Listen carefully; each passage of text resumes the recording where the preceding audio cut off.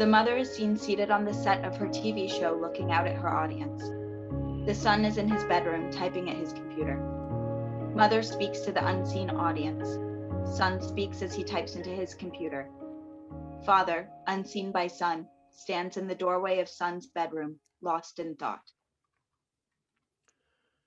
I can't explain it. She People fascinates fascinate me. me. She They always always has. have. And when people are hurting, I I want to know why. I want I to. wish I could Well, just I throw up my just want to hands and jump yell in and help. help. I I just just like to have listen to to listen them. to her. It's It's been been like like that that ever ever since she since I started on started the on the radio radio all all those those years years ago. ago. I I still still remember remember every every call. call. Lights fade on mother. Son goes into bed. I want you to promise me that when you hang up, you'll call that number. Okay. I'm not convinced. Convince me, sweetheart. No, I promise I will. Tell me the number, okay? It's the word helpline? Yes, but you have to do the toll free area code first, right? Right. How about if we say goodbye for now and you call right now, okay? Then I want to hear from you again tomorrow. Will you promise to call in? Yes. Okay, love. Hang up, and as soon as you hear that dial tone, call that number, okay? Okay. Promise me now. I promise. Lights change. Mother stands in the doorway. Have you been up all night? Yes, It's almost time for school. It wasn't intentional. I know. Dead air. Dead air. That's what Philip calls it. It was slow, nobody calling in. I was waiting for that woman from yesterday. I know. She didn't call back. I know. I kept waiting. Well, you heard. I kept asking her to call. Nothing. Philip starts waving at me from the booth. During the break, he bit my head off. You can't have dead air. They'll switch off and never come back. Oh, God. I hope she's okay. Anyway, I went blank again. The only thing that came into my mind was your IQ test. So I just blathered on and on about how smart you are and how well you do in school. And how you don't understand why I don't have more friends. I'm sorry, but it got people calling. We were back on track. Don't get so upset. It was just one call. Mother exits. Lights indicate another day. Son switches radio on. You're obviously a very bright lady. He's obviously a bright man. It seems like you two are using too many brain cells and not enough hormones. Talk, talk, talk. Talking only gets you so far. Stop talking. It's time for a little romance, sweetie. You have to look deep into each other's eyes and read each other's faces. If you see love there, reach over and kiss him, darn it. I don't think you understand. We have a lot of things to work through before we can make a commitment. I agree completely. But honey, I'm worried that you're over analyzing and missing out on all the fun, the romance. You're using terms like type A and what was that word again? Anhedonia, it means fear of happiness. It was the original title for Annie Hall. You're looking to Woody Allen for relationship advice? Forget anhedonia. I'm sure my son, the genius, knows the word. Oh, God. 5 minutes. A new record, Mom. He knows every word in the dictionary. But even he knows that no psychologist has ever figured out how to ensure that someone loves you back. That you have to find out for yourself. Will you try what I asked you? Look into each other's eyes. Well, tell her you're blind. Well, he avoids eye contact, says it makes him uncomfortable. Close enough. I think you're avoiding this as much as he is. Okay, I'll try. Good girl. And let us know what happened. Either way, it's okay. Bye, sweetie. Lack of eye contact, sign of sociopathic tendencies. Good work, Mother. You might have just thrown into the arms of a serial killer. Okay, let's hear from my favorite listeners. The ones who are up at this hour because they've got something that's keeping them up. I mean, I know I'm no competition for a cup of warm milk and a dull book. Okay, well, while we're waiting, No. I can relate to that last caller. I remember when my husband and I first met. Sorry, Dad, your turn. He's not a talker. Can you guess that that was a little hard for me? But here's why we've been together for 1/4 of a century. He's a listener. We fit. He's also pretty cute. Always was. Okay, I admit it. Self esteem wasn't my best quality in college. And this big, handsome local boy kept following me around. And then he asked me out. As I was saying to our last caller, it's all in the eyes. No talking necessary. Now, my son, Ugh. he's the thinker in the family. Where he gets his 152 IQ from, neither of us knows. Oh, we've got another call. Son begins to type. Today, she decided my IQ was 152. Funny. The more popular the show gets, the stupider I get. Wonder if Philip decided that 152 was more likable than 160. Whatever it was, I keep hoping to get myself so stupid that Mother can't pull the my son the genius crap anymore. Maybe I can will myself stupid. I want to become a borderline idiot. No, not idiot. According to Edmund Burke Huey, an idiot's mental development never exceeds that of a normal child of about 2 years. An imbecile, however, is higher than an idiot, but his intelligence does not exceed that of a normal 7-year-old. And morons get up to about 12 years. Somewhere between imbecile and moron, I guess. That would be fine. I can't think listeners would want to hear about my son, the moron. Well, I know Huey's terms are outmoded and cruel, but nobody's going to read this anyway. I wish she'd just let me get through this last few months of school without thinking of new ways to torture me. Lights change to indicate passage of time. Mother appears in the doorway. You are going to do this. Nope. Look, appearing on this kind of show looks really good on college applications, win or lose. You think we'd lose? No, And then what? then you'd have something to be really proud of. No, you'd have something to be really proud of because she can't wait to tell her listeners about how her kid's on local TV showing how smart he is. It wasn't me. You know, it was the school who said you could join the team without even trying out. And you said he is not really big at being put on display. He prefers his privacy. He isn't what you would call socially comfortable. In fact, he's scared shitless of being put on display. Of course I didn't. Why didn't you? It's the truth. It's what you think is the truth because this would be a new experience. Naturally, you're nervous. I'm scared, not nervous. When they called and said you didn't show up to practice, I was I mortified. didn't show up because this is like when you volunteered me for the spelling bee, Look. the science fair, the math Stop. or whatever the fuck it's called. Mathapalooza. You Stop never cursing. asked me. Never thought that I might not want to stand up in front of the disabled American veterans and read an essay on why I'm an American or get on a bus for Model United Nations. Just sign me up. And somehow you looked away at the tears, at the shaking from head to toe, at the calls from fucking Model UN begging to come home. If I were one of your callers, Oh, here we what go. would you say? I'd encourage you to try new things. Go out and live life. Use your gift. Okay, I'm the caller. Ready? What? Come on. But Reggie, I'm really scared. I am not doing this. You'd say with your most comforting voice. I know, sweetie. Life is scary sometimes. Take it one step at a time.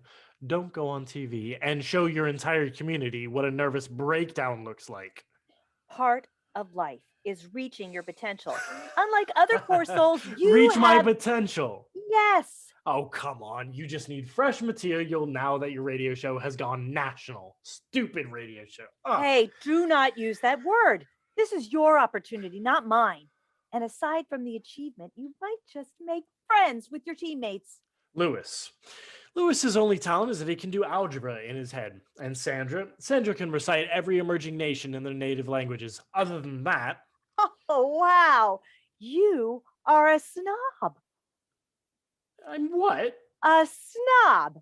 You think you're above sitting on a team with people you think don't measure up to you. I thought you were better than that.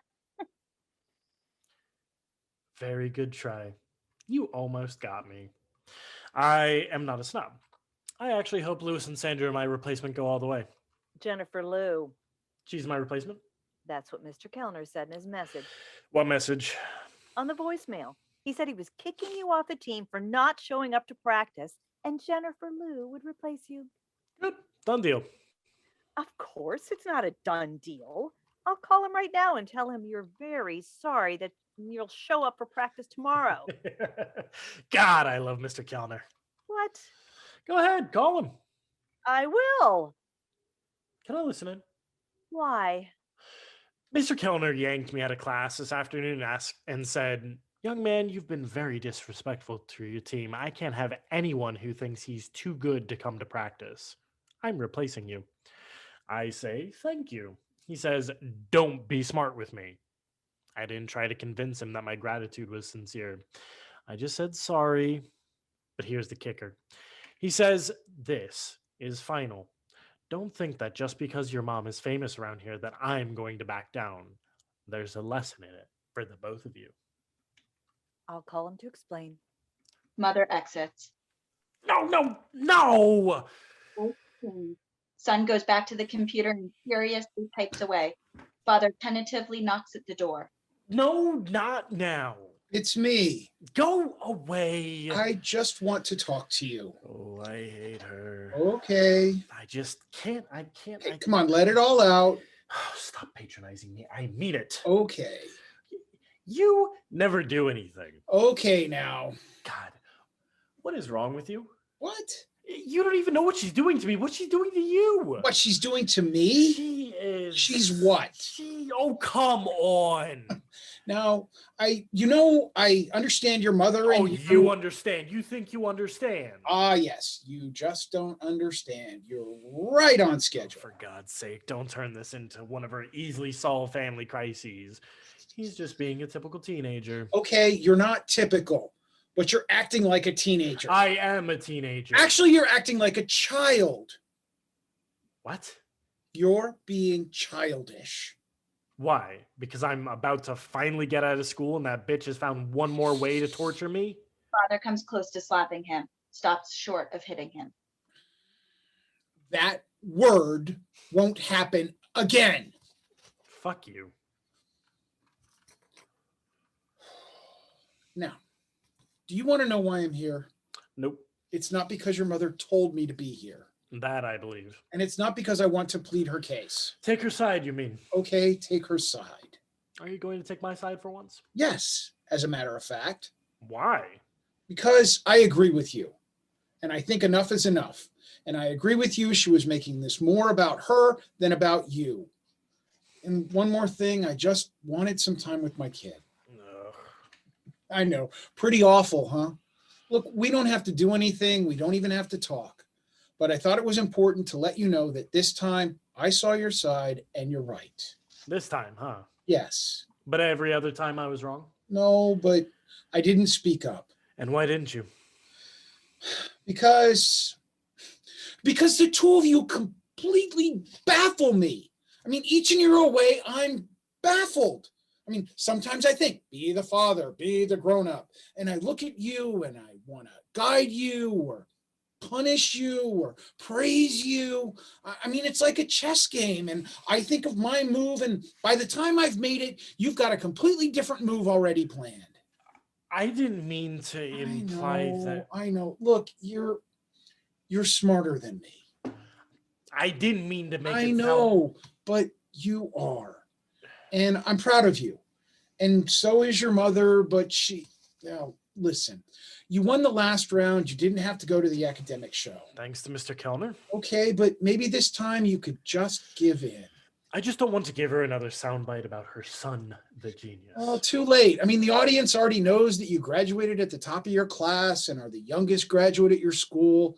I mean, she can just conveniently forget to tell them that you refuse to be valedictorian. So then why do I have to do it?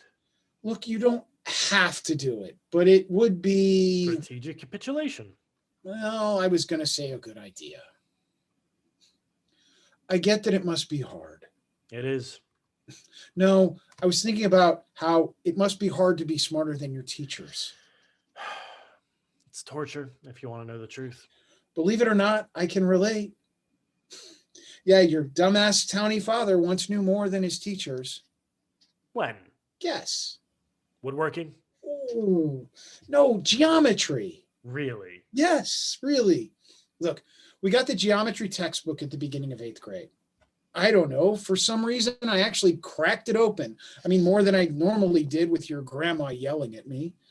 And it hooked me. I don't know why, but I guess I like angles and degrees and 3D stuff. I mean, it actually makes a difference at work. So I guess I answered that old question. What question? Oh, why do I have to learn this crap? I'll never use it. Anyway, I was always way ahead of the teacher in that class, and I remember how bored it was. I know that having to keep quiet while others talk and get things wrong is tough. Doesn't make me very popular. Yeah, I know. Look how popular I am with the two of you.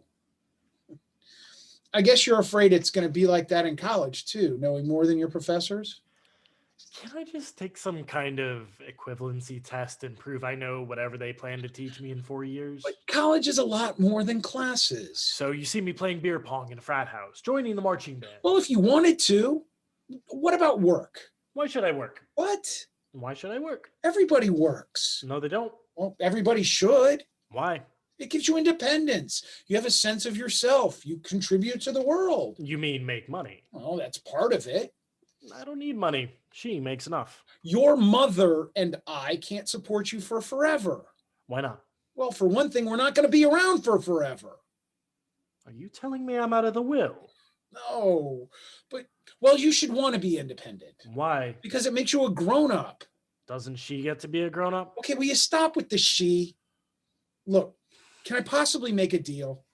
If I promise to take your side and let the college work life thing work itself out for a year, what can you give me? I don't I know. know. It's 1 hour.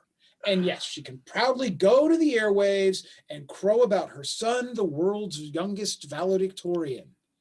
It's 1 hour and only 0.0114% of a whole year. I'm pretty good at simple math. Father exits. Son thinks hard about this proposal, makes decision.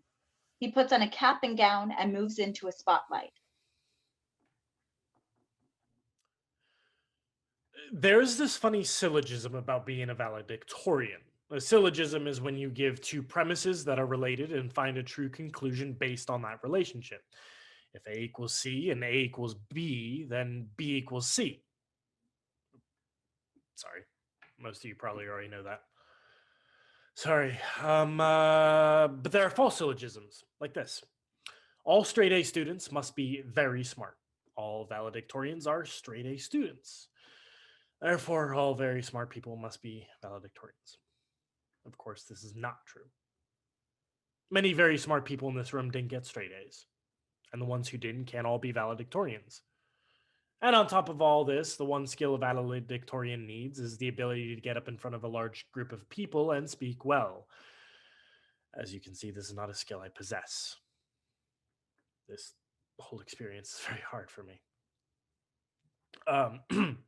Wait, some of you really smart kids probably did get straight A's, and probably some of you really wanted to be valedictorian. If someone here can make that syllogism at least partly true, I invite you to take my place here. Thank you. Son removes cap and gown, lights the bathroom bedroom. Mother is waiting there. Brilliant. I was up there for as little time as I could manage. It's a start. No, it was a way for me to apologize for being shitty to you. But I only thought up what I did because I was afraid if I had to be up there one more minute, I was going to... Look, here's the point. I do not like to be looked at. You're a perfectly attractive young No, man. no. That's not what I mean. I mean, I don't want the spotlight. You think that everyone listening to you is sending you some kind of embrace, I guess. Look, I get it. I do. I listen to you on the radio, and even I get it. You know why I can't stop tuning into you? You're fascinating. You are. Are you paying me a compliment? When I was 4 or so, I only watched TV when you let me. Those times when I couldn't, I used to stare out the window and pretend that I was watching TV. I would make up stories about the garbage collectors carrying away secret treasures, or the poodle next door could talk. But once I stared out the window and saw a baby rabbit get carried away by some kind of big bird, I just finished a children's book on birds and I knew that this was a raptor.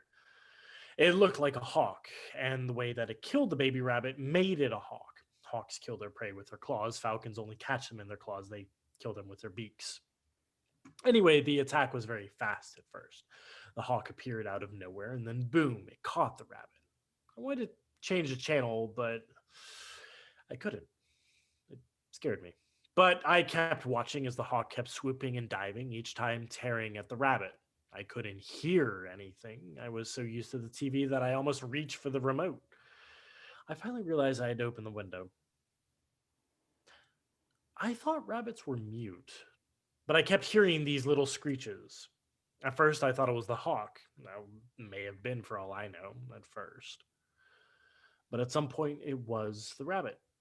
I know because the screeches softened and slowly started to fade away with each swoop. Finally, all I heard was the flapping of the hawk's wings as he carried the dead rabbit away. I've got news for you. You're trying to tell me I'm the hawk? You have it all wrong. I'm the rabbit. Mother exits. Light change indicates the passage of time. Son returns to his computer, speaks as he types, gradually simply talking out loud. Well, I'm kind of disappointed in them. I've taken more than a year to figure things out, and guess what? I still have no idea what any of this adds up to, but I still keep storing up facts. I'm addicted to the net now. Pretty scary, since the minute I want to know something, I can find it and store it away for what? Meanwhile, the radio show's coast to coast now. Everybody loves Reggie. She's become radio's favorite dispenser of wisdom, and now people hear about me in every time zone, at least twice a week. In fact, now they meet and plan the mentions in advance, all in spite of my trying to maintain radio silence about anything I'm up to. Which is not much, I admit. So she dredges up stories from my birth onward. She and Philip even planned them in advance. Philip's the brains behind Hurricane Reggie, and he's controlling my image as much as hers. People magazine called last month asking if they could feature Mom, but the catch was that her son, the genius, had to be in the picture too. Philip said no. He wants to keep me under wraps, create a mystique about me. Or maybe he just wanted to know that outing me would be a disaster. They would know that I was a lousy product that the mother had turned out. Funny. Nobody wants to meet my father. Just as well, as my mother says, he's not a talker. I guess that's the one thing I get from him. It's not much, but at least it's something we share at Thanksgiving, which, to my mother's success, we had to celebrate incognito.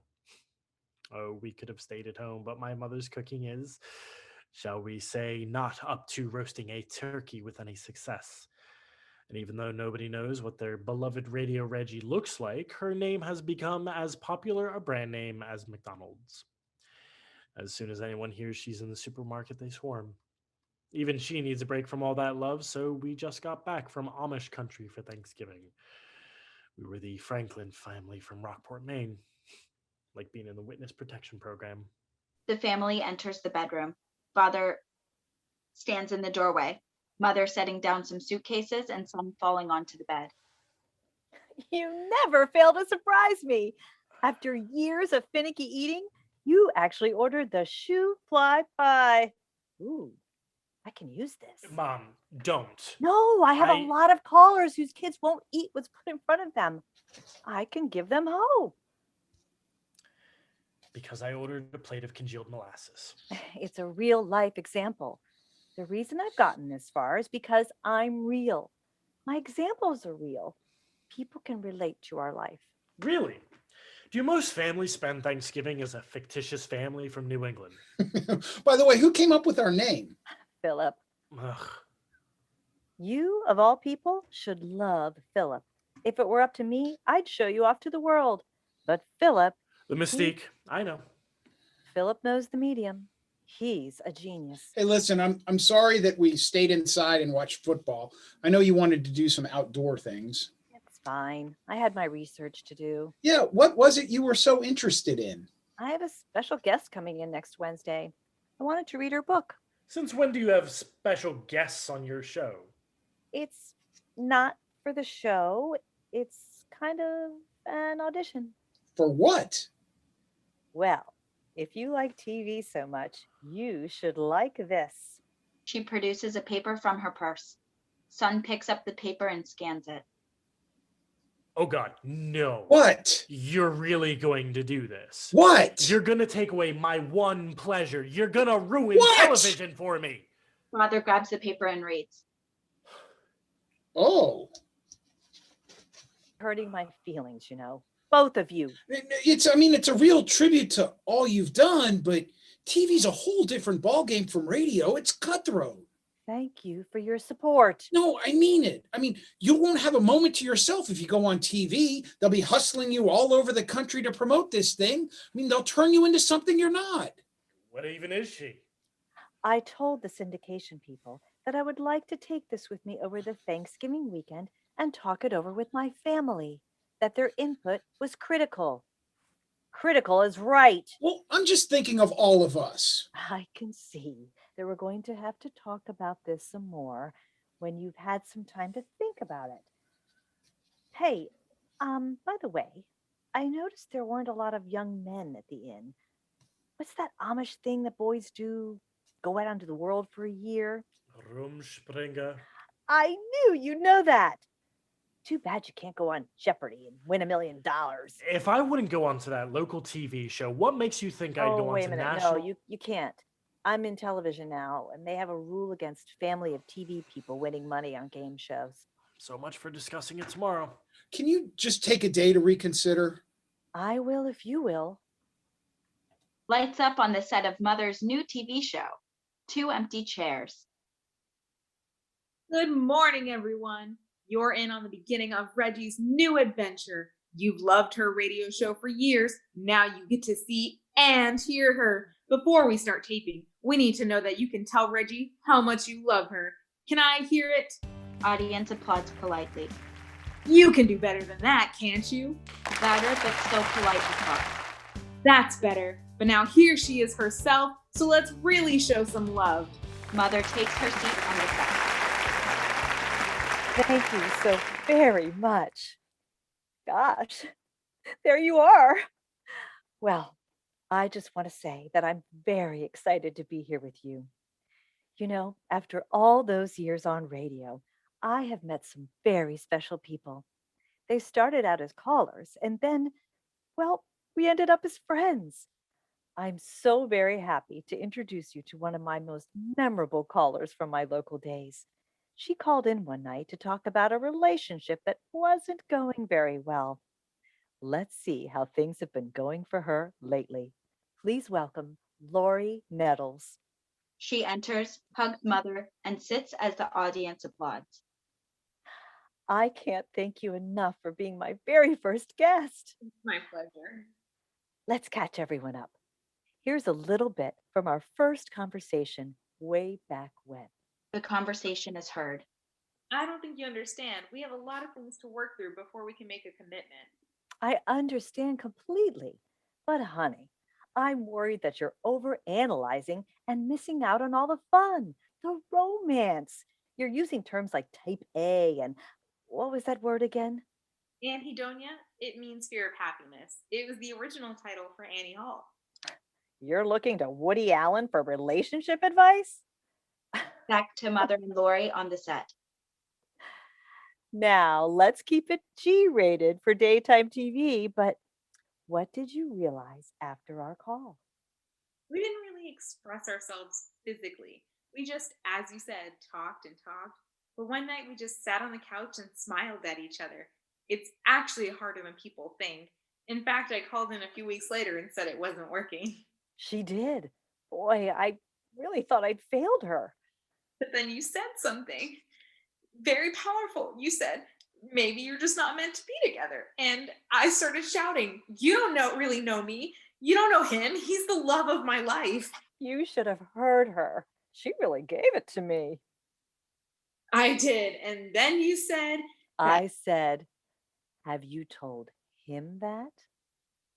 and I realized that was the one thing I'd never said. I talked about my fears and my feelings, but I'd never said that. And I realized it was time. I couldn't get off the phone fast enough. That night, we looked into each other's eyes, and the only talk was to say how much we loved each other. And? Well, we've been married for 5 years now. Audience applause. And, well, it's kind of weird to do this on TV, but I wanted to share the good news with you. Oh, what? Are you? I'm due at the end of December. Mother and Lori hug to appreciative sighs and applause from the audience. I'm speechless, and that's not a good thing. So I'll just say that I'm glad you got over your anhedonia. I had never heard that word before. It means the inability to be happy. That's a word my son, the genius, explained to me. How many of you have heard about my amazing son? Applause. He knows just about everything. He's my human encyclopedia, almanac, dictionary. In fact, I asked if he wanted to be a consultant on the show, but he said he'd like to go to college first. Audience laughter. When we come back, we have a special surprise. You'll get to meet the man who finally opened his heart to Lori. And, oh my gosh, the father-to-be. Enthusiastic applause. Lights down on the set, lights up on Son. Well, I didn't tell her about anhedonia, the caller did, but she had to get me in there somehow. Philip calls me her USP, unique selling point. Separates her from all the rest of them. No chair throwing, no quick diets, no dancing down the aisles, just her son, the genius. Lights up on show set. Today's guest has been called the muse of some of the great fashion designers of our time. With her husband, Lily Beckwith has opened her gracious homes to everyone who she thinks are the fun, the fabulous, and the fascinating. She has just published a book that traces her life in fashion with illustrations by the world's great photographers. Please welcome Lily Beckwith. Audience applause. Let's begin with your first public appearance. You were 16?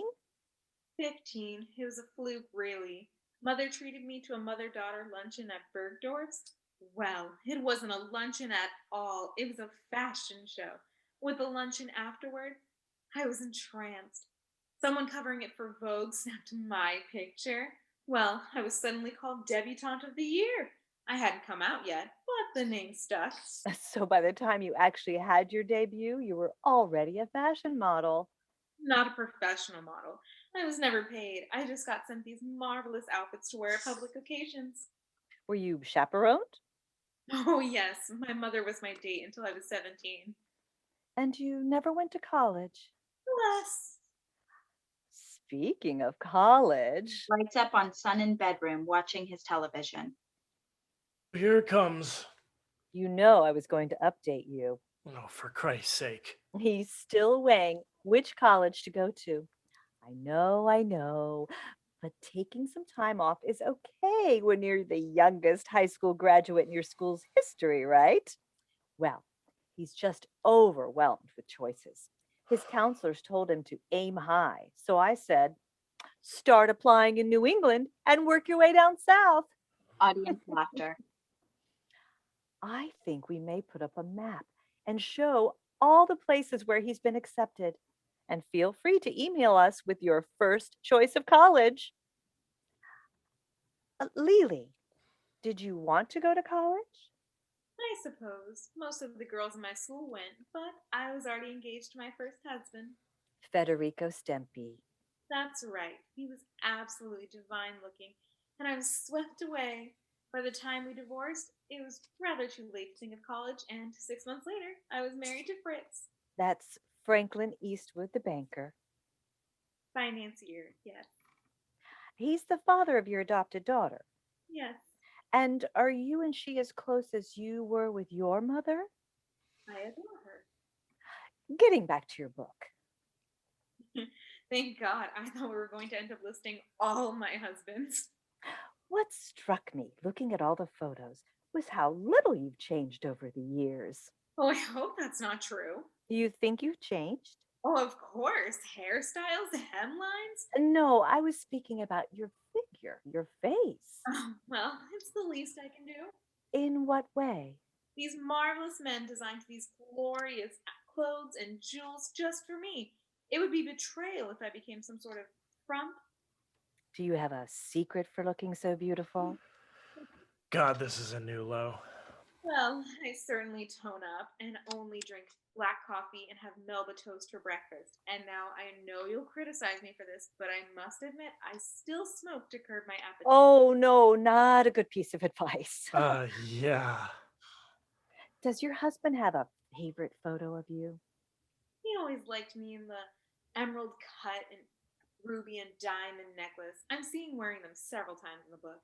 Yes, we have a shot of it up right now on the monitor. Any particular reason your husband remembers you in them? The price tag. Oh, yes, there I am. That was from the Heart Fund Gala. Well, you certainly look fabulous. I had seen them at Cartier and begged Mr. Beckwith for weeks. I thought he'd forgotten. Then we were at La Pavilion for dinner, and he had arranged to have the hat check girl wear them. When we arrived, as we were checking our coats, I about died. Then she took them off very sweetly and said, Mrs. Beckwith, I believe these are yours. I bet that young woman was a nervous wreck wearing such expensive jewelry. What is going on here, Reggie? I think you just might be going in for the kill. I think she was absolutely thrilled to have them on, even for a few minutes. Then back to checking coats. Well, you never know. Perhaps a man spotted her while she was wearing my jewelry and whisked her away for good. Come on, get her. After a break, we'll hear from our studio audience. How many of you want what Lily has? And how many of you would aspire to something more meaningful? Yes. Son begins to type as he speaks and gradually moves away again from the computer. I sense a bit of rebellion. On the one hand, she is starting doing these ridiculous shows with ridiculous people like Lily. Well, Philip feels she needs to mix it up. A serious show on Monday, a frivolous one on Tuesday. Plus, her ratings are getting so good that her publicists were asking to get their clients on her show. But I have to admit, when she got in her little zingers like she did today, I thought I saw Radio Reggie for a second. The one who really did care. And the Genius reference was pretty tame. Father knocks on the door. Yep. Hey, can I? Yeah, just a sec. He finishes the thought he has been typing, hits save, and pushes away from the computer. Okay. Father enters. So I have a radical idea. I thought I might try to take a raw chicken, some carrots, and an onion and cook it somehow. No, don't do it on my account. I'm good with pizza. No, I thought, Let me guess. Does this have anything to do with next week's guest? well, yeah, your mother was prepping for it before she left. I know. She came in earlier and asked me to explain phytonutrients. Maybe you could explain them to me You, I'll explain to. Her, I didn't. because she would go ahead. My son, the genius, has told me all about phytonutrients. As I tell you every day, he knows everything. I'm sorry to say, she's going to say that anyway. Yeah, I know, but I have my principles. Okay. If I promise to keep this to myself, what are phytonutrients? Plants have lots of different ingredients that are thought to boost the immune system, strengthen cellular structure, prevent cancer, osteoporosis, blindness. And you have to get them from real food and not pizza? Mostly. Does it have to be raw fruits and vegetables? Probably better if they are, but studies vary. Oh, thank God. I'll vote for the study that includes pizza. You don't need phytonutrients to be alive. They just probably help. Well, thank you for boiling it down to my level. Sorry. You have it hard enough. What do you mean? Dealing with her and me. I would prefer you use the name Mom. I mean, I don't deal with either one of you. I'm her husband and I'm your father. Please don't tell me you call me him to her. Actually, I don't. Well, then give your mother the same courtesy, okay? Besides, why do you think I have to deal with you or her? When I do things like I just did, patronize you. It's okay. No, it's really not. It's the kind of thing I hate about myself. Don't Really? want to come off so contemptuous. Really, it's okay. No, I don't think it is. Anyway, if you want, I can talk more about phytonutrients more. Actually, that would be nice, but let me go warm up the pizza first. Father notices the computer. Are you working on something? Not really. I mean, I didn't mean to pry. I know. You didn't mean, am I aspiring to anything beyond this basement? No, really. I know. You're just trying to find something to talk about. Well, after we finish talking about phytonutrients? Yeah. Okay. Starts to leave. Turns back. You know, she's really great once you get to know her. You know, I think that's what I told my parents before I brought her over for the first time. Why? Didn't they like her? To hear her version, it's been nothing but joy ever since you saw her across the quad. You were the cute local boy, and she was the girl from out of town with low self-esteem. Yeah, I know. Well, it plays well on TV, but she is the most interesting woman I've ever met. Interesting, huh? What? No, you're right. She is interesting. Pizza coming up. Father exits. Why do phytonutrients matter? Eating plants leads to longer life. Longer life means more chance to figure out why I'm here. Eating plants will help me figure out... Oh, false syllogism. The lights indicate a time transition. Mother and father walk into the son's bedroom. She holds an award.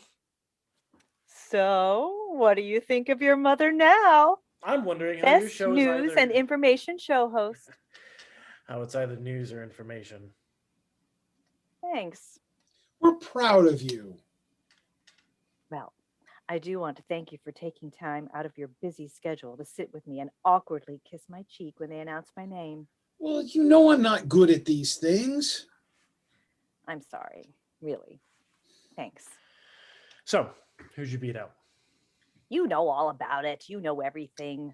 Okay, there's Dr. Quack and some fake judge who yells at everybody, and the political guy who also yells at everybody.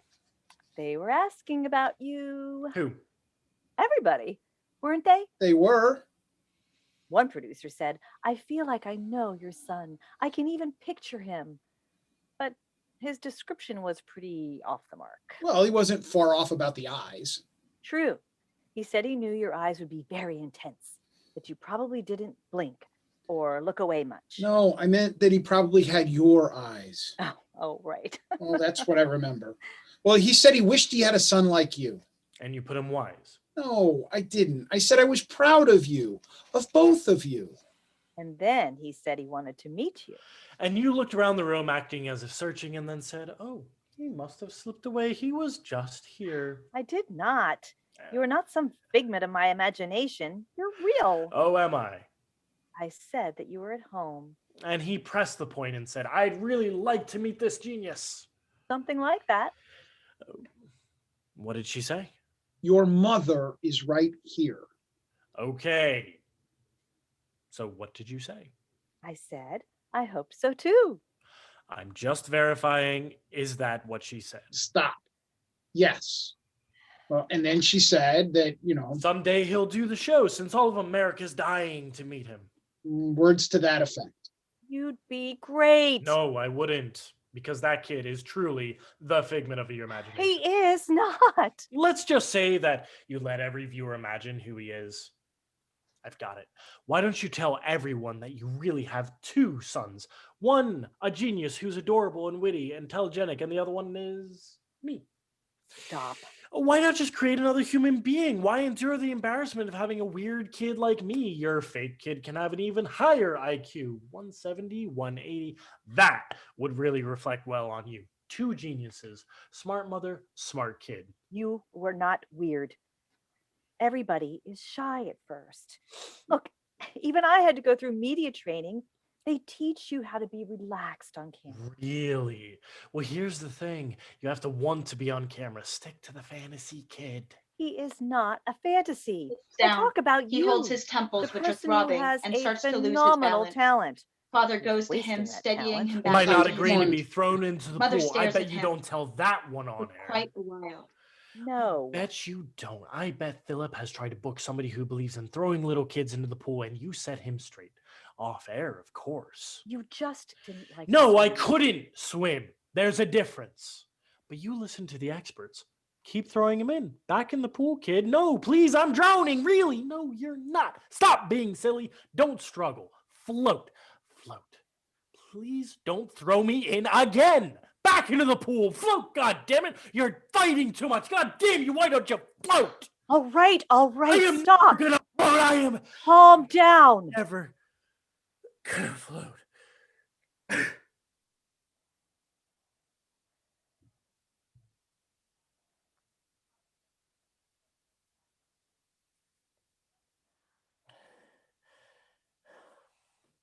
I just. Okay. Okay. I just don't know. I've never known how to Deal with me. reach you. Fair enough, but you're the parent. Could you help me figure it out? Because I don't know either. Know what? You know everything. Everything, right? I know everything. Yeah, I'm not available. Okay. Okay. Well, Yeah, I have to prep for tomorrow's show. Mother looks at father for some kind of supportive statement. It doesn't come. She exits.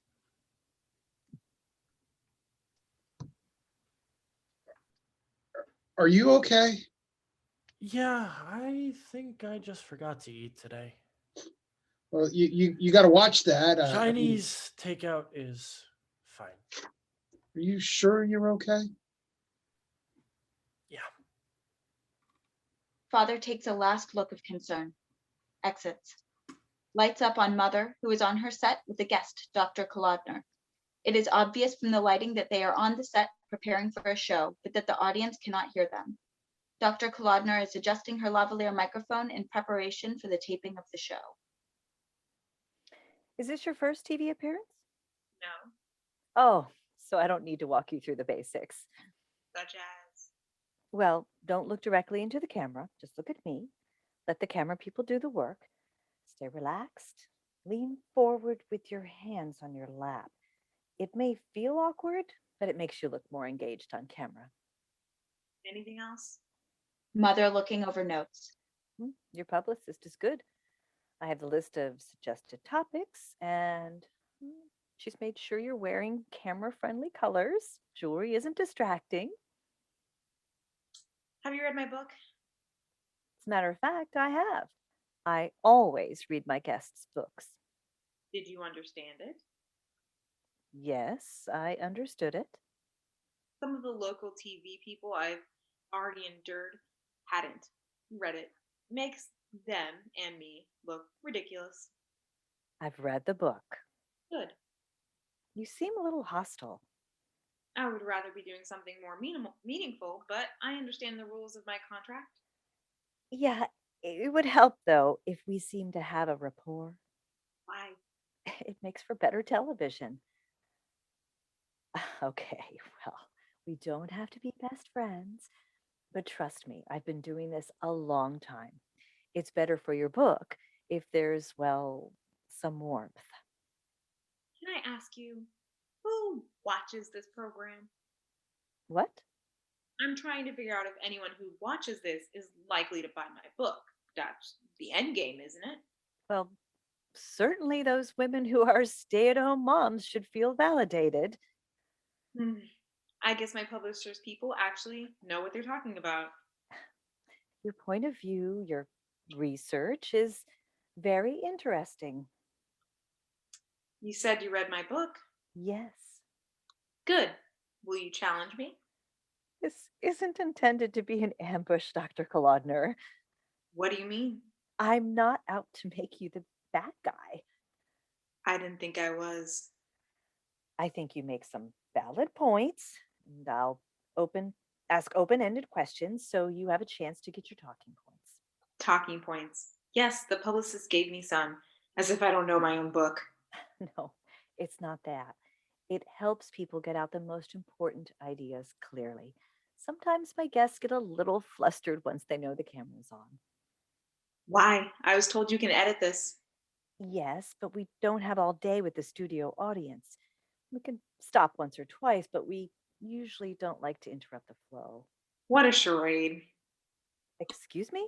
This whole discussion is designed to take what is supposed to be a natural human need to communicate and package it and repackage it, then present it the illusion of spontaneous discussion. And I gather it works. People watching you think we're really having a natural conversation. You, of all people, should recognize that people are rarely spontaneous in their communication. Point taken, but this adds a few extra layers of sham. Wouldn't you agree? No, I wouldn't. Now you're giving off hostility. I suppose it's because you just called what I do for a living a charade. I'll make you a promise. I won't ask for any edits, but I won't stick to my talking points. I really think that's unwise. Let's make it fair. If you don't have to throw me softball questions supplied you by my publisher, I can defend myself, I promise. Honestly, you may come off as unlikable. I don't really care how I come off. If you're right about your viewership, I'll come off just fine. We don't just appeal to housewives. Many people record my show and watch it at their convenience. Really? Good for you. My point is that many of my viewers have to work. They can't afford not to. I thought you read my book. I know you talk about how this is a smokescreen, that paying for childcare zeroes out anything a woman makes, but that It isn't the also costs the child something that is lost forever, a firm bond with its mother. look. Motherhood isn't everything. You yourself chose to become an academic, an accomplished person in your field. Yes, I don't have children. Some women don't have the luxury of making that decision. They have children and then find that they That they're unfulfilled? know that they have no visible means of support. Yes, and my research shows that many of those women realize they need to rely on family members and social services. They don't automatically decide to abandon their infant to go to work, But many do work. and their children bear the consequences. Look, I'm not here to disprove or moralize. I'm a scientist. My research is based on data, not a desire not to empathize with the hard choices women face. I'm actually doing more of a service than you think. I sometimes think all this hand holding is based on your assumption that women can't, no, don't, realize the truths of life, especially poor or less educated women. You don't have to tell a poor woman that poverty affects her child's overall potential development. And you don't have to tell a working mother that her absence will create a distance that will harm her relationship with her child that will last a lifetime. I disagree. Excellent. This should make for a interesting viewing, no? Lights down on the set. Lights up on son's bedroom. He is not there, but father is. He is making the bed, tidying. He looks over at the computer, is tempted to open it up, considers it, then decides against it. Mother enters. Where is he? Is he all right? I literally pushed him outside to get some fresh air.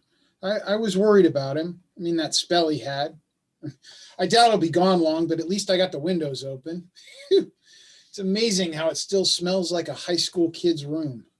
That's because he acts like a high school kid. Give him a break. I mean, he crammed a lot of school into 15 years. He's really still a high school kid. You say so. Tough show? You could say that. I took a lot of hits for being an ambitious woman who happens to have a child. But it'll be good television. What do you mean? Doesn't matter. But as long as I've spent the day being told I'm a terrible mother, might as well keep it going. I guess I'm a terrible wife Because? because I come home and there are two males who seem to think everything I do is trivial. No, we don't. We? So at least I'm right that it's a team effort? I never called you trivial. I actually defend you more than you might think. I wasn't aware that what I do needed defending. Well, sometimes it does. I have better things to do than to What, see if your marriage is okay? is my what? Talk, talk, talk. Talking only gets you so far. Stop talking. It's time for romance, sweetie. You have to look deep into each other's eyes and read each other's faces. If you see love there, reach over and kiss him, darn it. What's that supposed to mean? You don't even remember. Of course I do. They still use that audio clip in my promos. Talk, talk, talk. Stop it. I thought you never watched my shows. I don't, not on purpose. But sometimes I watch when I'm trying to make contact with our son who's in trouble. What do you mean? What do I mean? Well, let's see. We have an adult son who rarely goes outside, who refuses to talk about what is clearly becoming a real fear of social interaction, who watches television all day when he's not on his computer, and who's begged for years to his mother for I have never privacy. forced him. Where to are do your experts? What's your folksy advice to a father who sees no future for his son, to a husband whose wife never looks him in the eye? Talk, talk, talk. He storms out. I don't know why you see me as the enemy. Lights quickly change as Mother returns to her on-set seat. Mallory is seated in the guest chair. I don't know why you see me as the enemy.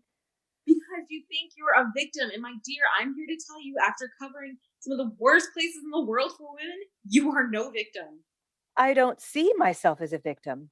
If not a victim, then as someone who has the right to claim oppression.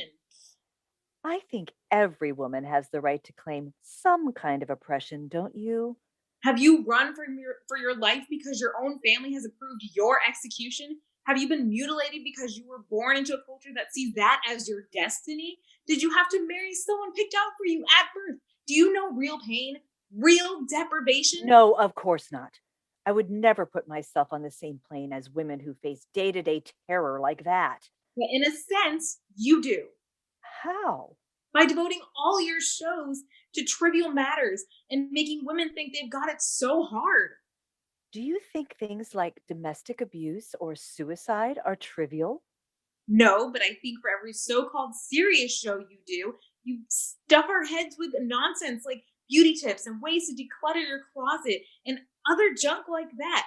One day you look into the camera and earnestly talk about finding your voice, reaching your potential, breaking the glass ceiling. But the next day you're telling women that joining a book club and drinking wine are all you're capable of. You're selling the image that poor trod upon American female who tries so hard, yet winds up drowning her sorrows in Merlot. Actually, I don't see the conflict. I think it's damn hard for women to reach their potential in this world. Men too, for that matter.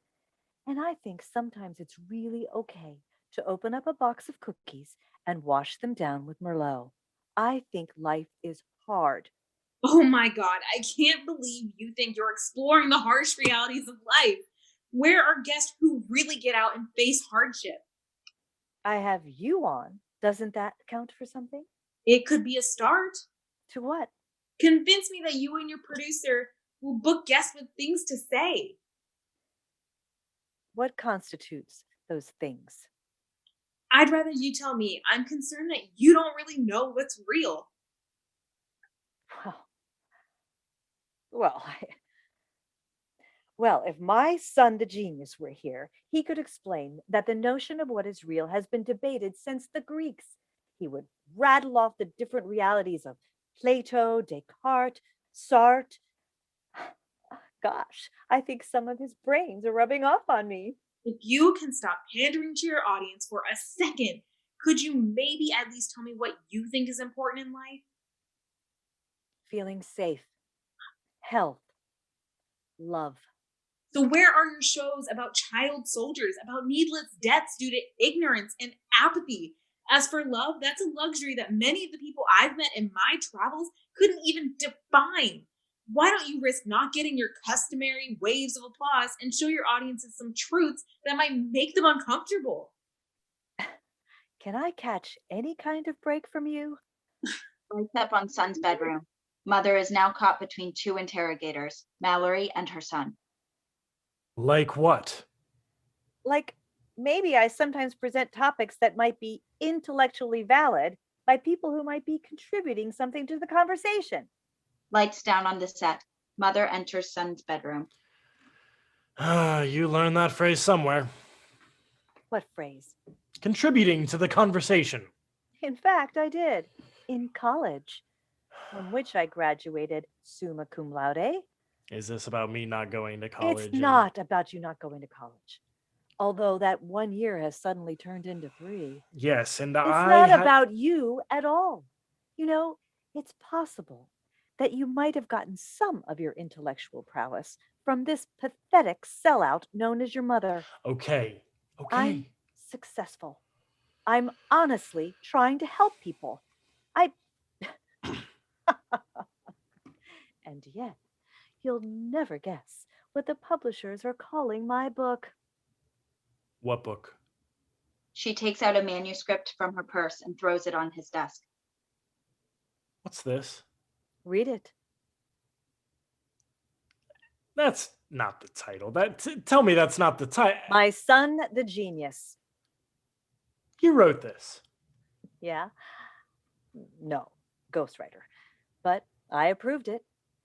You, You don't get to tell me what I can and can't do.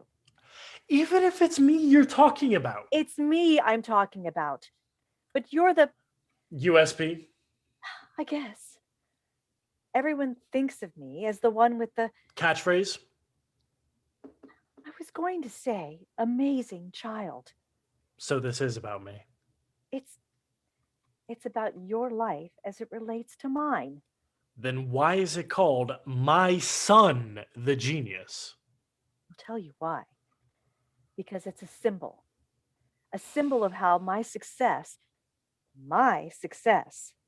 is so dependent on someone else. My talent, my intellect can only be acceptable if it's linked to you. And if that's the way the world works, then that's the way the world works. You're the only thing that seems to separate me from everybody else with a daytime show. Yes, you're my unique selling point. Not my personality, not my empathy, not my ability to give lonely people someone to talk to. I wanted to call it Reggie, my story. So they win. Yep, And I'm the sacrificial lamb. you could read it, you know. It might be that I have some great admiration for you, that I love you. Did you have to write a book and hand it to me to tell me that? I guess I did. This is repulsive. You're so far gone, you think that what you've written is some kind of love letter? I would like you to read it. I would like you to make comments before it goes to publication. And I promise to include whatever you say. The editor even proposed that you write your own reactions to each chapter, and they'll be included in italics as a kind of response. So if I, in the margin, wrote, what you just read can't begin to describe me. If I wrote, picture an adult man who lives in the basement, whose only reason for watching his mother's asinine show is to continue to stoke his contempt for everything she's just written, and who can't seem to figure a way out because he's too dependent on your author's money, will you print that? Is that the truth? What do you think? I think it's as much a lie as you presume this book is. I think it's time I tell you to grow the hell up. get out of my house and figure it out. Stop blaming me. Oh, I'll do that. He takes the manuscript and slowly and deliberately rips pages out of the book, tearing them up without ever losing eye contact with Mother. Thanks for your editorial input. I have it all on computer. Your little tantrum wasn't worth it. She storms out. The father enters. He has been listening at the door. I try to understand her. I don't really get it. I see her spending hours at night reading and highlighting these books, talking on the phone with Philip, watching her shows over and over. I mean, she literally leans in so far, I think she's going to fall into the TV, making notes, and she makes these little noises. She groans or goes, or, It's not funny. Look, this is her work. We need to try to understand. We need to do better. We do, both of us. Just please don't let her do this. I don't know what to say. I mean, the two of you, I just wish you could find some common ground. I mean, after all, you both have something in common. You both drive me up a fucking wall.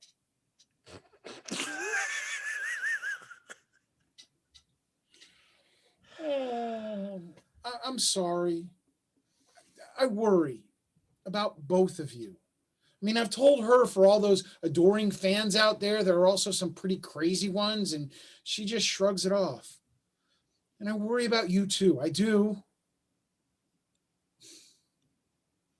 I think I'll take a walk. Son almost says, "Do you want me to join you?" but doesn't. When I get back, we'll see what's in the freezer. Father stops and turns back into the room.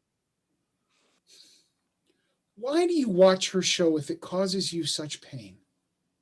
Why don't you? I don't know. Maybe I didn't want to see a woman I don't really know up there looking and sounding like my wife. Why do you watch her? I'm just trying to figure it all out. You don't have to figure it all out, you know. Isn't that what geniuses do? Isn't that going to be the message of this book? Isn't that what she's selling? Maybe you should just stop. I mean, watching her show. I mean, you said it yourself, just the latest so-called experts hawking their latest book. They don't really want to help anybody. What about her? What about her? Does she want to help anybody? I want to think so. Look, just stop for a while. What about the book? I'll talk to her. You want to take a walk with me? Nah, thanks. Son goes back to his computer. Father leaves. Son tries to compose how he feels, is on the verge of tears, or something physical. It's hard to tell. Mother enters. Son gets up from computer and moves toward the door. Dad said I need to take a walk. He gets up to leave. Is that what Dad said? Yes. Take a walk? You barely leave this room. You won't start anything meaningful. You were glued to that computer. The only thing that seems to make you happy is to criticize me. And your father's great advice is take a walk? He's trying to help. He says he worries about you. Oh, take a walk. Great. You know everything. And the solution to your life is from that well-known expert, your father. Take a walk. You got a better solution? Nothing makes sense to you. The great philosophers, the great theologians, science, history, poetry, nothing helps you sort things out? Nope. Then what are they good for? I don't know. No, please, talk to me. What are they good for? I don't know. He rubs his temples. Shouldn't they help? Yes. Look, I'm as disappointed as you are. There are all these great minds out there, like yours, and they have something to say about, Okay, the great philosophers. Who's right? Are humans basically good or innately sinful? Is life an illusion? Life isn't meaningless. What do you mean by an illusion? Plato, Buddha, the fucking Matrix movies. Take your pick. It's only an illusion. I'm not talking about the big questions like that. Why not? Well, if I'm such a genius, shouldn't I tackle the big questions? This is my role in the world to figure it out. I turn to God, but who is he? Is he the one who got a human girl pregnant so he could give birth to a guy who also grows up to be God? Is he the one who tells us that we can't eat certain things on certain days? He'll get mad at us and flood the earth or send a plague or. Listen to me. I don't expect you. I to think you answer do. these- I think you'd love to go on your show and announce that I have the answer. But what if the answer is that there is no God? How would that go over? Well, religion isn't. Yo, how about this? We should just aspire to be the best we can and we'll get rewarded. Yeah, like Gandhi, a kid, and then take a bullet for all the thanks we've done. Calm down. Knowledge is. Knowledge is power. We all know that what power brings. Great people like Jefferson.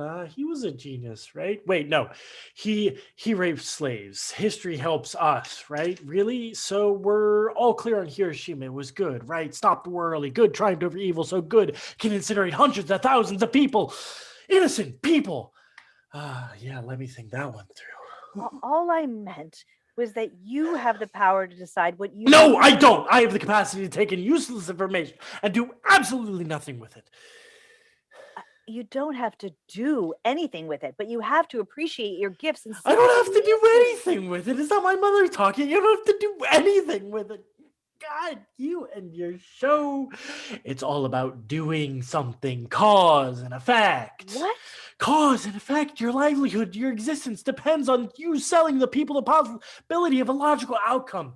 Today is Reggie. Everything will be all right and you have control, except we don't. We do not have control. That's what I've learned from all this knowledge, that everybody's trying to figure it out to make sense of the senselessness. And the worst ones are the ones who lie and tell us that we can't make sense, that we can make sense of it.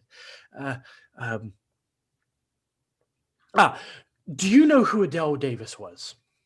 No, and please. You calm would have down. loved her. She was on all the talk shows. YouTube her. What was her message? She said that healthy eating leads to a long life. No exceptions, and she died of fucking cancer at 70.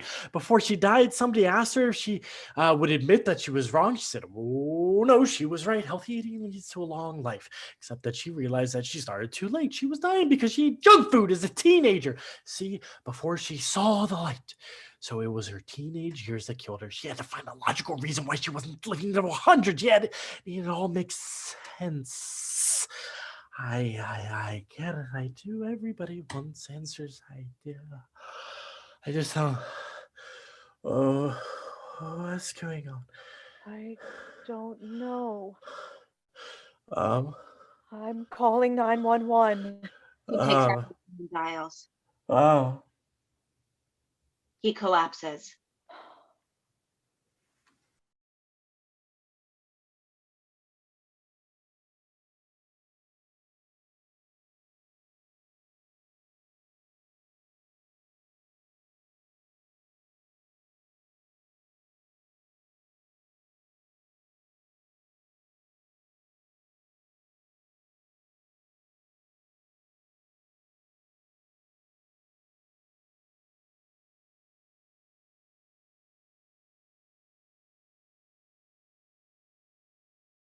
The son's room. His bed has been transformed into a hospital bed. Lights up on father leaning over the bed. Son is lying there.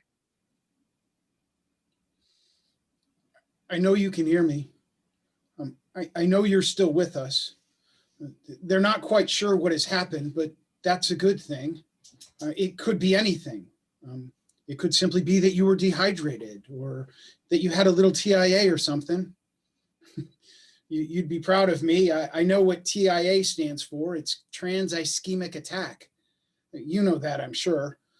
Of course, then I had to look up ischemic. It means lack of blood flowing to your brain. Well, don't worry. It could clear up on its own, especially with someone young like you. After all, you've got a lot of brains to work with, so it might just take a while. Mother enters. She tentatively walks to the bed, leans over to look. keeps smiling. It's so strange to see him smile. I remember watching him sleep when he was little. That's the smile. Where have you been? I've been talking to Philip. We've been trying to keep the story The out. story's out. Oh, Well, what? one of those What? bottom feeder magazine shows. They talk to somebody at the hospital. I mean, it may already be on their website. Oh, I'll call Philip. Yeah, call Philip. What? Father gets up and moves away from the bed. What do they recommend? Father shrugs. We'll get more opinions. Did that guy from Dallas call? What guy from Dallas? I told you. He was on my show once. He's a specialist in brain disorders. Sherman, Dr. Sherman. He hasn't called. I'll call him again. It's the least he can do. Since he did my show, he's been on everyone's short list. Well, maybe he's moved on. What does that mean? Well, you said it yourself. There's a hierarchy: radio, then daytime TV, then prime time. Maybe he's left you behind. And he can't call a mother whose kid is in a coma and nobody can figure out why? Maybe not. Why are you being like this? Like what? Talking about me, talking about my show, like I'm just as frustrated as you are. Look, I'm sorry. this can't be this hard. A stroke, an aneurysm, whatever. It can't be this hard to figure out. Well, they're doing all the tests. I don't believe that. Well, they said they don't want to compromise him any further by doing too much too soon. That's why they brought him home. Meanwhile, he lies there, smiling, smiling, smiling. Well, at least he's breathing on his own, and they say his heart is fine. His brain. God damn it, of all things. His brain. I know.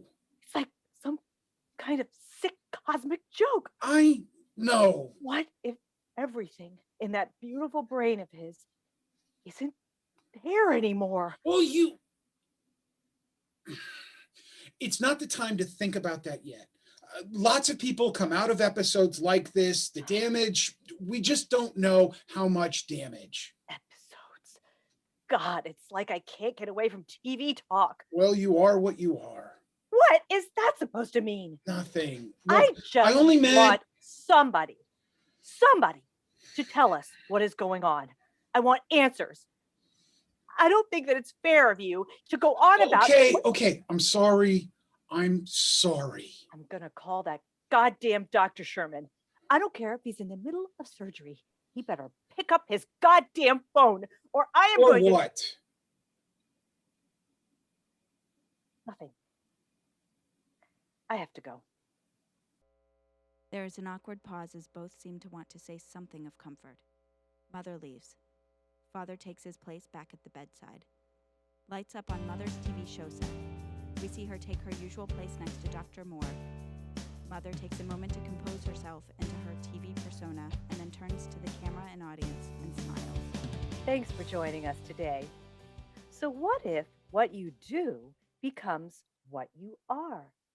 We are here with Dr. Sandra Moore, who's created a self-help program called Just Be You. Welcome. First things first, what's Just Be You all about? No, not yet, Reggie. First things first. How is your son?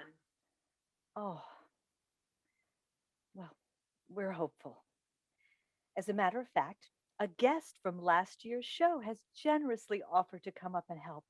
You may all remember Dr. David Sherman. I can't tell you how grateful I am that he's on the case. And to all of you for the messages of love and support, I love you. Sound of warm applause. Okay, Dr. Moore, tell us about Just Be You. Just Be You is a decompression program for those millions of Americans who have forgotten who they are. I'm still not sure what that means. I call it the cocktail party test. You're invited to a party. You don't know many people. A stranger comes up to you. What's one of the first questions you're bound to ask?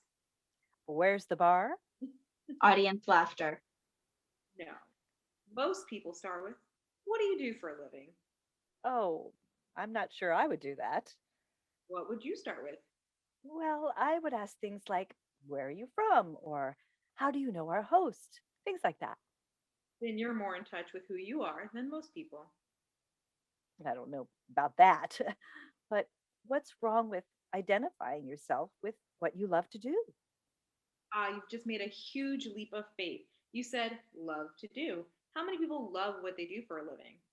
But if you do, then Okay, you've just jumped in with both feet. So let's explore this. You love what you do you?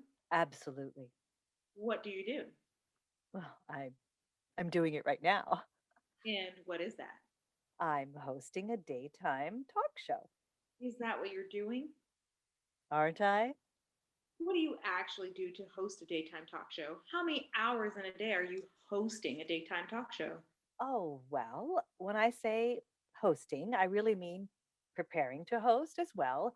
I read my guests' books, I meet with my producers and writers, I review past shows to see what I can improve upon.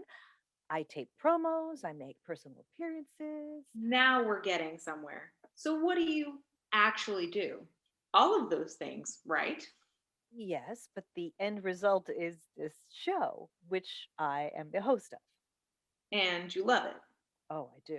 I truly do. What will happen when your show goes off the air? Do you know something I don't know? Audience laughter. You can't go on forever. So, what do most people answer with if they no longer have their work to define them? I'm retired, I'm semi retired. It's still all centered about work. I will never retire. But again, I think you're avoiding my question. Your show won't go on forever, so what's next? I'll You'll I'll still be grasping for a way to define yourself. well, I'm also a wife and mother. And how does that define you? How does it Okay, so right now you spend a lot of time preparing for your show, and I have to assume that your son's situation takes up the rest of your time. But let's assume your son recovers, and I know we all hope he does. The time you're spending as caregiver frees up. Just go with me on this. I'm not criticizing you, really. But suppose I don't care about TV. I don't know your son or your husband. I just want to know who you are. So now I ask you what I ask the folks who come to me, the big question: who are you? Who are you, Reggie? A very long pause. Too long for TV. Dead air. Reggie will be right back. Tepid applause. Mother continues to look puzzled and frozen. Dr. Moore pats her on the shoulder and leaves. Lights fade on set. Lights up on Son's room. Son is now in the bed, eyes closed. Father is by the bedside, anxious. Mother enters, still preoccupied. Didn't you answer my texts? uh, I had another tough guest. We had to talk about why the guests seem to be getting less and less, I don't know, friendly. He's awake. What? Not now, but he's only sleeping. He's awake. Oh, Dr. Sherman? What? Is it because Dr. Sherman Dr. Sherman had nothing to do with it. He's awake on his own. Oh my God. Oh, thank God. I called the hospital. They're sending someone right over to bring him there. Why? Well, now that he's awake, they want to make sure everything's okay. His heart, his brain. Well, can we? No, they said we should just let him sleep. I asked how we would know if he wasn't slipping back. They said to just keep watching him. If he murmurs and moves around, he's just asleep.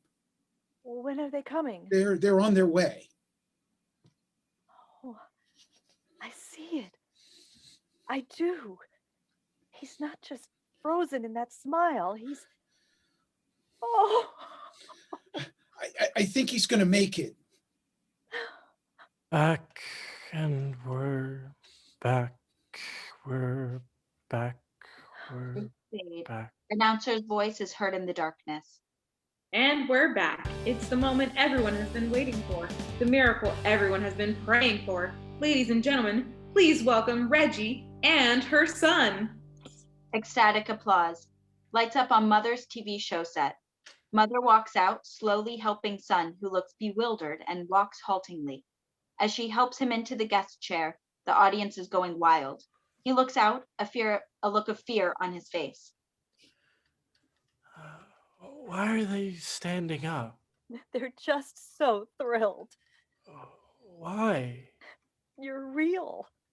The audience settles down. Throughout this scene, Sun is confused and somewhat overwhelmed. Thank you all so very, very much. As you can see, my son is back from the brink. It was a long way back, and there's still some improvement to come. Applause erupts again. Sun is startled. See? They all love you. Why? Oh, they've heard so much about you, about your life, about this setback. They're just so happy for you, for us, For us? you and me. And Dad? Yes, of course, and Dad. Do you have anything you'd like to say? I don't think so. Well, remember what you told me backstage? No. You. He told me that it looked just like he imagined. You see, he and his dad never really wanted the spotlight, so he never saw my dressing room or the studio before. No, I did. You did? Yeah. Well, when? Tell us about it. In my dream. Oh, in your dream. You dreamed about the show. Yes.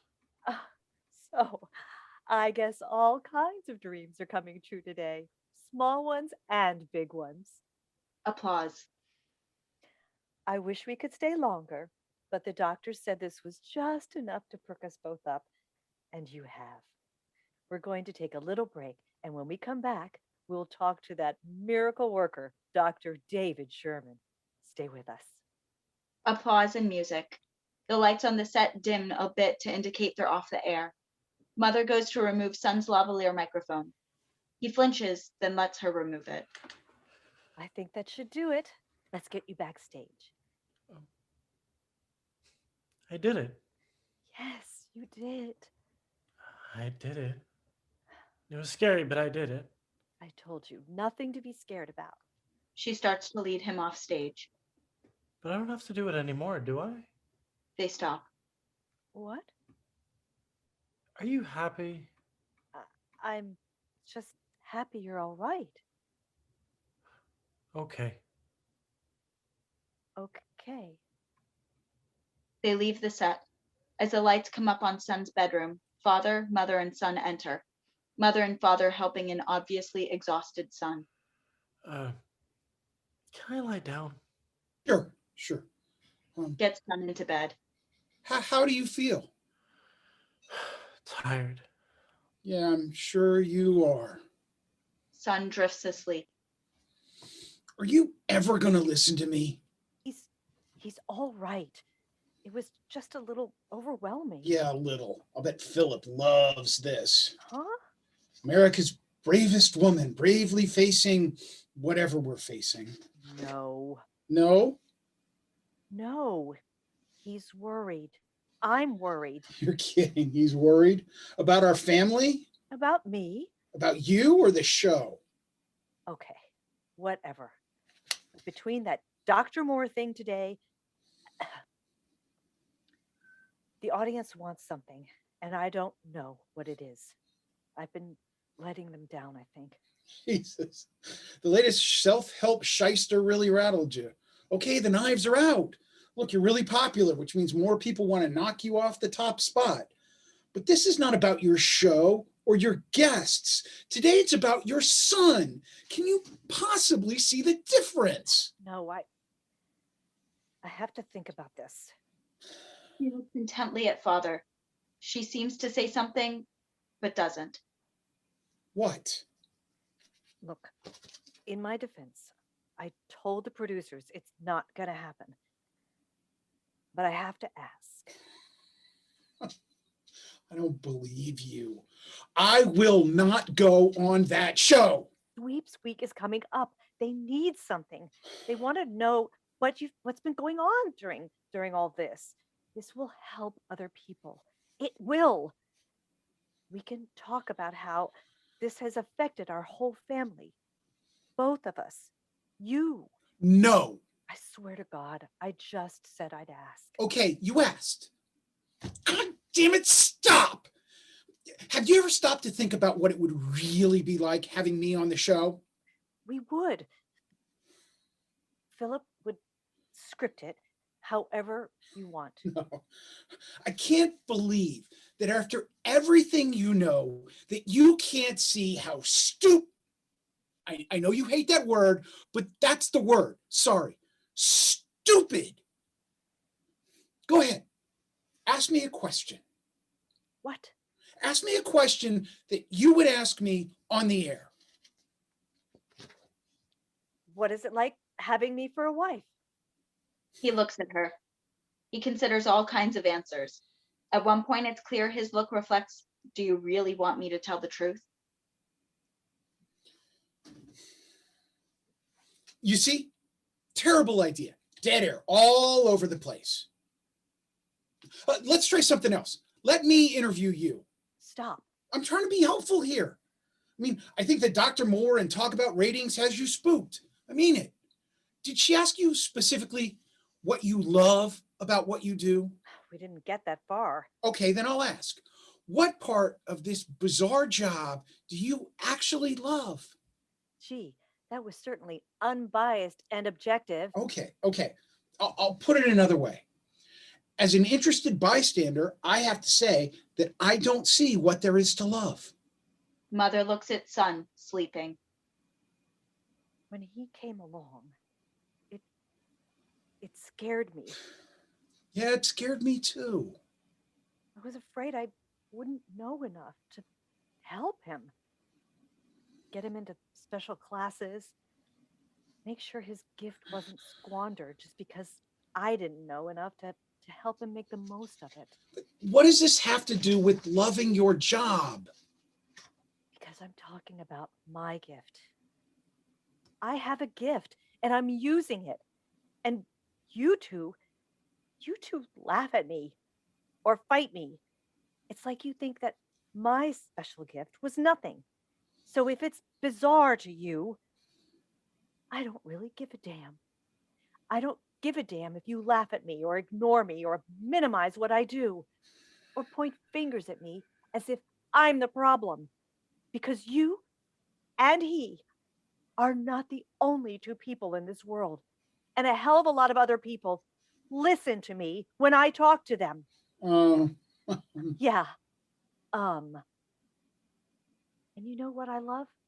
I love the part where people smile at me and clap for me and treat me like I have value. Son wakes up. Please turn it down. The son goes back to sleep. Mother and father watch nervously until he begins to murmur and move a bit. They visibly relax. I'm sorry, son. Did you honestly think that I would say yes? I guess not. But I need to hang on to my audience. Every goddamn season, somebody else is launching a new show. I need something to promote. How about promoting our marital problems? Or don't you think we have any? Okay, I get it. I'm not home anymore. We're drifting apart. We're not together about how to deal with our son. Deal with? You know, he said that once. What do you think we should do about this little marital problem? Go have an affair. Okay. No, I mean it. We I talked know. about- You had some crackpot counselor who said it was a good thing for marriage. I'm trying to be helpful and patient. Are you? Really? Yes. By telling me to go sleep with another woman. I'm not telling you. I just thought that if you have Go have an affair. That's what you said. Sounded like an order to me. I didn't mean it to sound that way. Well, as for being helpful and patient, Have you? been helpful and patient, I think I've. No. Had an affair. Guess you haven't gone through my pockets or smelled my clothes. Of course not. Don't be ridiculous. Oh, of course not. Because that would indicate that you actually stopped long enough to sense that something isn't quite right here. And that would also indicate that you cared enough to find out if your feeling was right. That a wife really ought to care enough to know if her husband is cheating. I'm not, for the record. In case you forget, I've been taking care of a very sick child. Look, I think each of us does what we do best in this situation. Oh, Jesus Christ, stop sounding like your guests. I know that you keep things going. I really do know that. And I'm glad you're faithful. And you know what? I'll say it since it seems hard for you. I keep telling myself that I love you and that you love me. Look into my eyes. what? Look into my eyes. Hold my hand. Please, don't make fun of me again. You don't even believe this anymore, do you? Your own advice from the radio days before the experts? Stop trying to understand why I do this. Help me. What do you think I've been doing? I know. But now. No, what you mean is go on your show. Well, yes. I can't. You're worse than he is. At least. That was once. And he's not. Oh, don't You're tell not. me. Don't tell me what to do. I'm on my own here. I can see that. And he is going to get better. There's a sudden blackout in Son's bedroom. Music comes up and we hear the announcer's voice in the dark. This is once again a very special day for Reggie. 1 year ago today, her son suffered a terrifying blow to his brilliant brain. Every day has been a day of faith and hope. When last she shared her son's recovery with us, there was a long way to go. Today she's here to share where they are today, so please welcome them back to the show. Applause builds as the light comes on. Mother is once again leading Son to the set. He moves cautiously and takes his seat next to her. She very visibly takes his hand. He looks at it with confusion. As applause is still going on, Thank you all so very much. still we were loud applause. Turn it down. It's okay. As applause dies down, That's better. Mother goes to attach the lavalier mic. Son flinches. What's that? It's just the microphone. I don't want it. Starts to tear at it. Get it off me. Oh, okay. It's okay. Are we okay with just the boom light, Mike? As you can see, each day is a challenge. It's not easy to stay hopeful, but we still have the ultimate hope that he is going to get better. What's the syllogism? It's when, well, we'll see if you can remember. What do you mean? You used to know. No, I didn't. Yes. Remember in the video? We've been replaying his valedictorian speech to help him.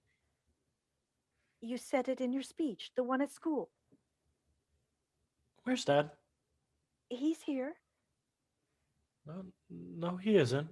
He is. He's backstage. No, he isn't. We'll see him after the show. Son looks out at the audience. He becomes agitated. Who are these people? Dad said he These would. people all love you. Dad said he would be here. We'll see Dad after the show. I don't want to be here. Dad said you were going to make me. I said I don't want to be here. It's okay. Why am I here? Everybody I is your don't friend. want to be here. I don't want. It's okay. I don't like them looking at me. It's all right. I don't feel very good. Just calm down. Okay, we're going to have to stop. Son runs off set. Mother is frozen for a moment. I'm so sorry, everybody. I'm sorry. I have to go. Mother runs after Son. Lights fade on the set and slowly fade up on Father sitting by the bed. It is clear that the bed is empty and the Son is not there. Mother enters. She doesn't look at Father, just at the empty bed. They say it's just a little setback. He can come home after they do the tests. I guess it was just too much for him. I mean, so early in his recovery. I'll take him when he gets out. No, he can stay here. I don't mind. He can stay here. Here, in the same goddamn room he's always stayed. It's familiar. I have to think that would help. Well, they don't seem to think it has. Good for them. So? It's not because I'm out of hope or maternal feeling or guilt either. I want him here because I can take care of him. I can pay for it. I can deal with him? I can deal with whatever he will or won't become. I can't. I know. I don't want anything from you. Don't be ridiculous. You'll be taken care of too. And for the same reason, because I can. That's all. I wish I didn't need to, but I'll accept it. Good. I'll take him with me, though. Why? Because I want to be with him. Why? I'm his father. And I'm his mother. Look, I don't want to fight you. You know he'll need your money. I can't afford to. Oh, for God's sake. Do you think I would do that? Cut you off? Cut him off? I'm responsible. Oh, don't take all the blame. I didn't mean that. I mean, I'm a responsible adult. And I know I make the money. I know I have to take care of him. And you. It's my responsibility. And I accept that. I want to be with him. You can. Every day if you want. You don't even have to leave. No, I think I do. I just mean, if you're going to be here with him every day, and I'll support you no matter what. What's the point of getting a divorce? Because I don't want you to call me your husband. What? You won't get to talk about me like that. You won't have the privilege of saying my husband to millions of strangers. You'll have to call me your ex-husband. I want that. That is what I want. Okay. Will you actually be with him sometimes?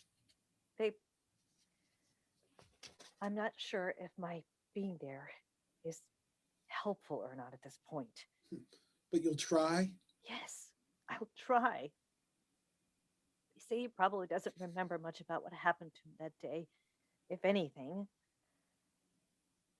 I'm also open to counseling if you think that would help. Father shakes his head.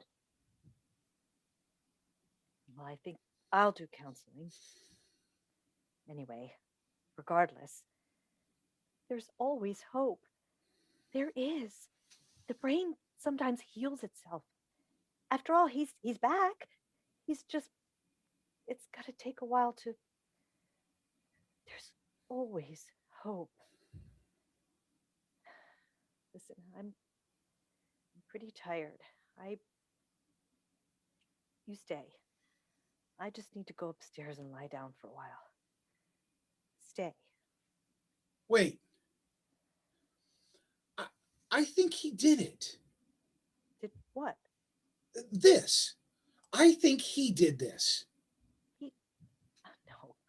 They did a full toxicology on him. Not poison, not drugs, just willpower. What makes you think that? Father goes to the computer where he pulls up a document on the screen and reads. I want to become a borderline idiot. No, not idiot. According to Edmund Burke Huey, an idiot's mental development never exceeds that of a normal child of about 2 years. An imbecile, however, is higher than an idiot, but his intelligence does not exceed that of a normal 7-year-old. And morons get up to about 12 years. Somewhere between imbecile and moron, I guess, that would be fine. Looks at Mother for a minute, then decides to press on. I can't think listeners would want to hear about my son, the moron. Son enters in the shadows. What is that? Today, the guest was a scientist just back from a gorilla compound in Africa.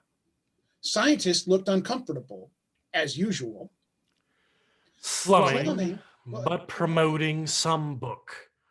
Nobody knows him, but at this point, Philip will take anyone. Please. no, wait, further on. I must have some influence on her. The questions today were thoughtful, respectful, like the early days. There is a softness in her voice. Not there much these days. She really listened. I don't understand. She mentioned me a record 10 times in the hour. It's like she's forgotten how to be herself. It's a journal about you. Every show. Here it is, his life's work. Each show. He starts with a pure description, then corrects any facts you or the guest got wrong. Then, well, he tries to pull it all together. It seems each time I watch her show, all I see is a winner and a loser. Okay, sometimes there's a little winning and a little losing. But I can see how you can only win or lose a little and have it be all right. I can see wanting approval, acceptance. I can even picture myself being like her, going out in the world and just knowing how to make others feel approved and accepted. Even if you don't feel approved or accepted yourself. I can picture it, but I can't do more than that. Not yet. She would be shocked to know that I do aspire to that. I'm just not sure being a genius helps at all. Lights dim on the bedroom. Mother gradually composes herself and moves to her TV show's set. As the lights go up on her getting ready, putting on her mic, the lights slowly go up on the bedroom. The son is now in the bed sleeping. The father is seen at his bedside. Was I a good mother?